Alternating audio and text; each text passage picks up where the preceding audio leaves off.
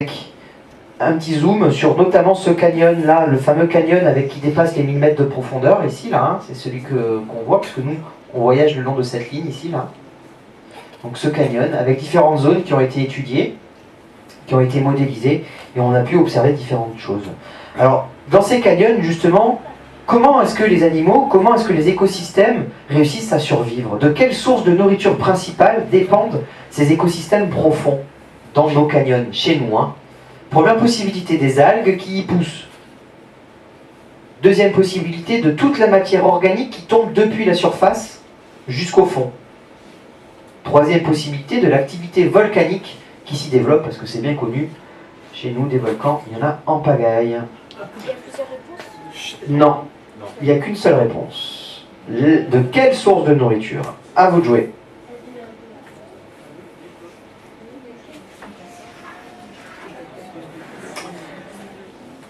Donc vous avez en photo là ce qu'on appelle une chimère. C'est le nom de cet animal, hein. C'est une chimère qui a été prise en photo donc sur le canyon de Saint-Tropez, donc à une profondeur un peu plus faible, mais bon c'est 500 mètres quand même, hein. On n'y va pas tous les jours, hein.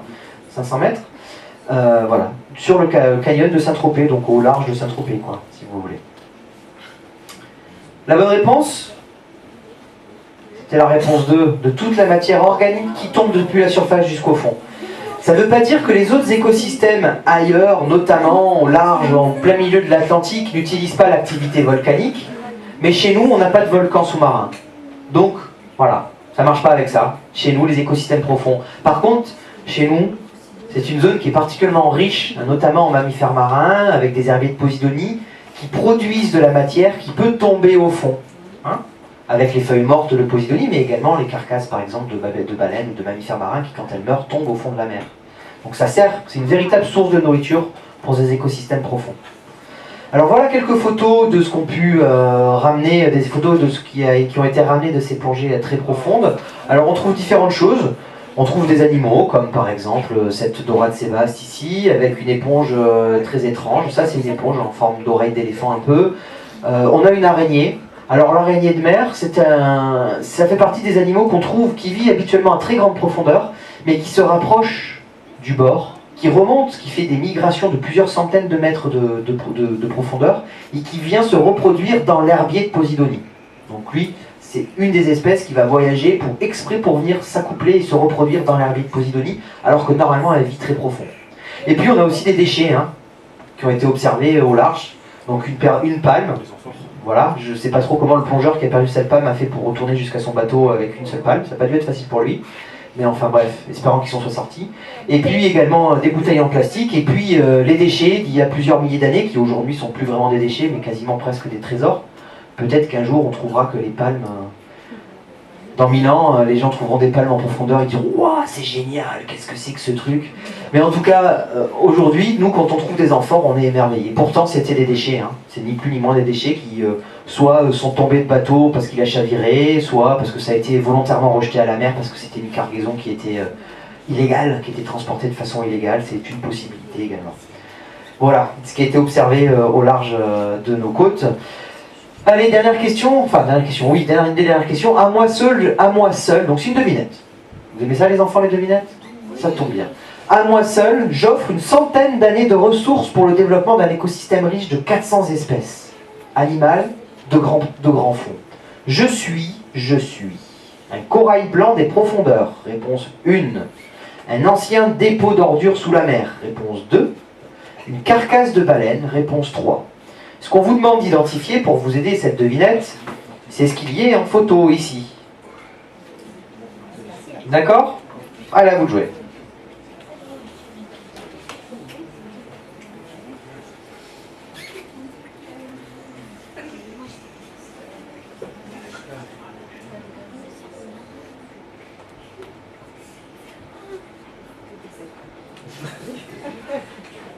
Donc il ne s'agit pas d'un ancien dépôt d'ordures sous la mer, ça ne veut pas dire qu'il n'y en a pas, malheureusement il y en a des dépôts d'ordures, d'ailleurs ils ne sont pas toujours anciens.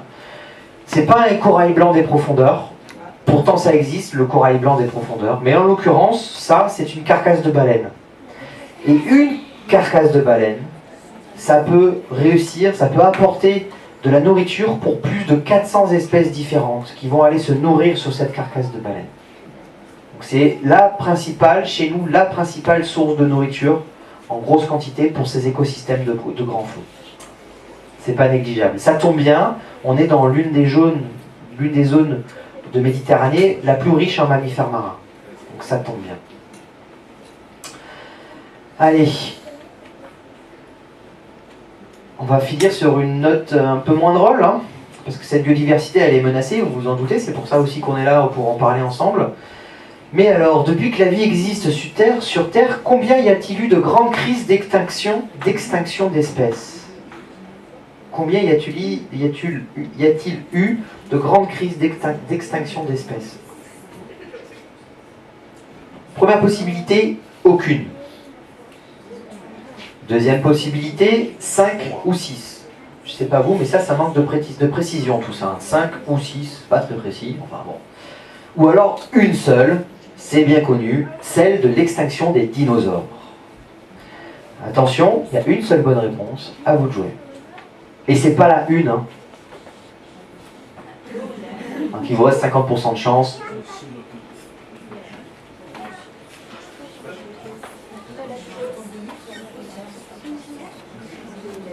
Allez. La bonne réponse, c'était la réponse 2. C'était la 2. 5 ou 6. Mais alors pourquoi si peu de précision? Pourquoi 5 ou 6? Peut-être que vous savez, jeune homme, oui.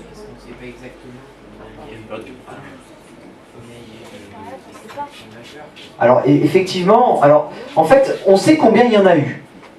Parce que ça, une extinction majeure, par définition, c'est majeur. Donc ça se voit, on arrive à le savoir quand on observe les couches géologiques, on arrive à le voir. Par contre, ce qu'on ne sait pas, c'est si aujourd'hui, on n'est pas en train d'en vivre une majeure. Et ça serait peut-être celle-là, la 6e. Donc, ça n'a pas beaucoup d'intérêt, mais je vous les présente quand même. Les 5 crises majeures de la biodiversité, avec la dernière, peut-être la plus célèbre, la plus proche de nous, c'est celle des dinosaures, celle du Crétacé tertiaire, la disparition des dinosaures. Et puis, il y a celle d'aujourd'hui. Il y a quand même un consensus scientifique aujourd'hui pour dire qu'on est rentré dans une nouvelle ère géologique, l'Anthropocène. C'est une ère géologique au cours de laquelle, pour la première fois dans l'histoire de la vie sur Terre, pour la première fois, l'un des moteurs de la perte de la biodiversité, c'est une des espèces qui composent cette biodiversité. Une des espèces vivantes, en l'occurrence la nôtre, la plus vilaine espèce vivante, l'espèce humaine. Je dis vilaine par rapport à l'impact qu'elle a dans l'environnement, attention. Donc, et il semblerait qu'on soit à l'aube d'une 6e crise d'extinction, la crise de l'Holocène, par rapport aux autres crises. Voilà. Ok, bon, on va essayer de terminer sur une petite note positive. Il n'est pas trop tard encore pour sauver cette biodiversité. Mais alors pourquoi doit-on la préserver? La biodiversité, avec notamment ces 3 niveaux, apporte des bienfaits à l'environnement, aux espèces qui y vivent. Cette diversité écologique des écosystèmes, en l'occurrence, assure la richesse des paysages. On aime bien se promener dans une forêt, on aime bien le lendemain aller se promener en montagne et revenir à la mer. On aime bien. Cette diversité des paysages, c'est important pour nous, et c'est important aussi pour les espèces. Et grâce à cette diversité de paysages, on va avoir une diversité d'espèces, justement. C'est notre 2e niveau de la biodiversité. On a parlé de la diversité des habitats, des paysages. Maintenant, on parle de la diversité spécifique, la diversité des espèces. Cette diversité d'espèces permet à l'environnement naturel, aux habitats, de rester favorable à la vie. Et qu'on ait justement de nouvelles espèces qui apparaissent, qui puissent se développer, qui puissent profiter et continuer à enrichir ces interactions entre les espèces et avec les habitats. Et puis on a le 3e niveau, la diversité génétique au sein d'une population. On l'a vu tout à l'heure avec l'exemple des gorgones, il faut impérativement qu'on ait divers gènes dans une population. On ne peut pas être tous des clones, parce que s'il y a une perturbation environnementale à un moment donné, ça peut avoir des effets très très néfastes sur la population. Donc cette diversité des gènes permet l'évolution de l'espèce et surtout son adaptation, son maintien à l'environnement et à ses modifications. D'où l'importance d'avoir ces 3 niveaux et de bien avoir une préservation de cette biodiversité selon ces 3 niveaux. Il faut préserver les paysages. Ok, on fait des parcs nationaux, on préserve les paysages. Il faut préserver les espèces. On crée des zones protégées dans lesquelles on va avoir un maximum d'espèces présentes, on va préserver les espèces, on donne des statuts de plantes ou d'animaux protégés à certaines espèces, c'est vrai. Mais il ne faut pas oublier le 3e niveau, la diversité génétique. Il ne faut pas dire, tiens, on va préserver l'ours blanc dans les zoos, et puis hop, on va sauver 5 pauvres ours blancs dans 5 zoos différents dans le monde. Ça ne représente pas un pool génétique, une quantité de gènes suffisante pour préserver l'espèce. C'est pas vrai. Les zoos qui vous disent ça, c'est du mensonge. Il faut préserver les animaux dans leur habitat naturel, avec suffisamment d'individus pour qu'il y ait suffisamment de gènes présents dans les populations, pour que vraiment ça puisse fonctionner. Alors, face à cet enjeu de la préservation de la biodiversité, il faut bien se rendre compte des différentes pressions qui pèsent sur l'environnement naturel. Alors, il y a les risques de marée noire, il y a la pollution issue de la terre, hein, donc là on s'intéresse à la biodiversité marine. Hein.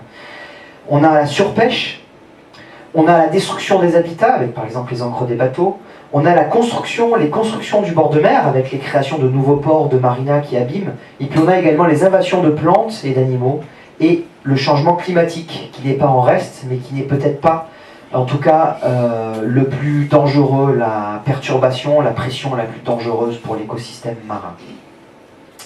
Alors pourquoi faut-il la protéger, cette biodiversité? Alors, pour maintenir les services écologiques, c'est ce que j'ai cité tout à l'heure avec les photos qui dansaient, là, qui se déplaçaient, pour maintenir ces services écologiques. Déjà, c'est une première raison. Une deuxième bonne raison, c'est pour sauvegarder un patrimoine naturel qui mérite d'être préservé, parce que c'est quelque chose qu'on se doit de transmettre aux futures générations. Et puis enfin, il y a peut-être cette 3e raison qui reste discutable, qui est de l'ordre de l'éthique, peut-être parce qu'on doit le faire. Et pour illustrer cette 3e raison, mon but c'est pas de vous convaincre, mais c'est de vous proposer un élément de réflexion, une petite citation d'un naturaliste américain, Conway Macmillan, qui disait à propos de la sauvegarde d'un vautour, mais bon, peu importe, c'est transposable aux requins, aux baleines, aux tortues, à ce que vous voulez comme espèce. Avons-nous besoin de sauver cette espèce de vautour? Ben, il disait pas forcément. Sauf que, pour sauver le vautour, nous aurons besoin de développer les qualités qui nous permettront de nous sauver nous-mêmes. Donc Conway Macmillan, un naturaliste de la fin du XXe siècle aux États-Unis. Donc, je terminerai avec cette petite citation qui vous laissera méditer et vous demander une dernière fois votre avis à propos de ce sondage. Pensez-vous, à votre niveau individuel, pouvoir agir pour limiter la perte actuelle de la biodiversité sur Terre? Première réponse, non. Deuxième possibilité, oui. Troisièmement, vous aimeriez bien, mais vous ne savez pas trop comment vous y prendre. Réponse 3. À vous de jouer. Donc j'aurai pas le temps, ça pourrait faire l'objet d'un autre diaporama, de développer toutes les possibilités que vous auriez pour préserver la biodiversité à votre niveau individuel. Cependant, je reste à votre disposition en fin de présentation pour échanger avec vous si vous voulez des pistes déjà d'action. Voilà, je mets fin au vote et on va voir, suivant le même principe, avec notre petit diagramme en camembert. Vous dites 67, presque 68%, vous dites oui, vous pouvez le faire, et 32% dites j'aimerais bien, mais vous ne savez pas comment faire. Donc, n'hésitez pas, pour les personnes qui auraient répondu 32%, à venir me voir en fin de diaporama pour qu'on puisse en discuter. Mais voilà, déjà, un élément de réponse, c'est en tant que consommateur, vous faites des choix au quotidien.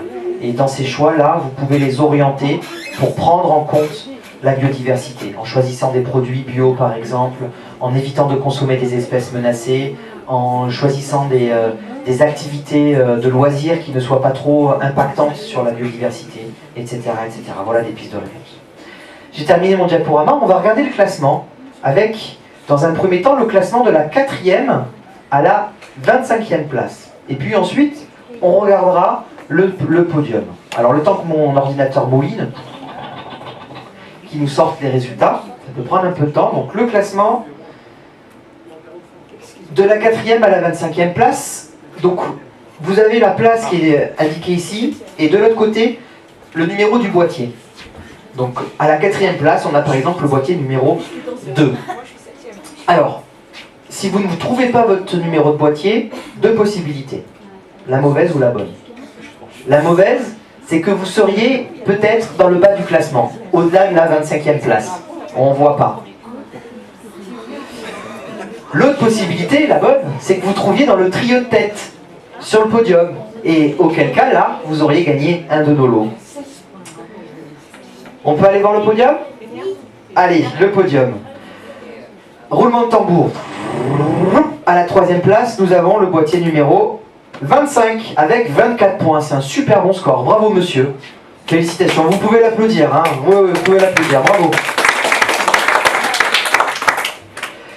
À la 3e place, avec un score de 25, un point de mieux, le boîtier numéro 35.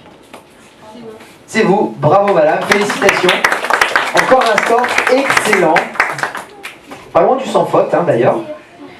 Et nous avons le grand gagnant de ce soir, de cet après-midi, à la 1re place, le boîtier numéro 8, avec 25 points également. Vous avez été un peu plus rapide. Le boîtier numéro 8, c'est monsieur. Bravo, c'est notre grand gagnant d'aujourd'hui.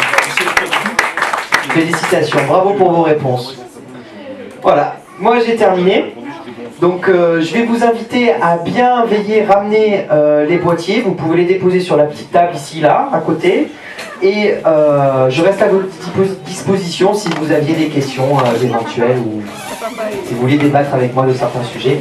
Pour les personnes qui ont sur le podium, n'hésitez pas à venir récupérer vos lots. Merci et bonne fin de journée. Non, c'est là-bas. C'est juste la petite table.